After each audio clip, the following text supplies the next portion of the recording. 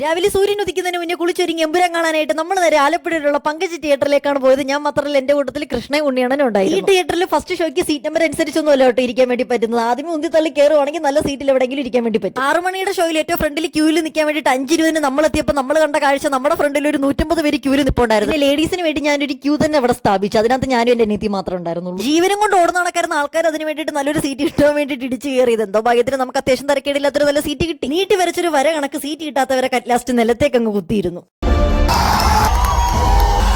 ഇവിടുത്തെ സ്പീക്കറും സ്ക്രീനും അടിച്ചുപോയി. സത്യമായിട്ട് കള്ളം പറഞ്ഞല്ല, സത്യം.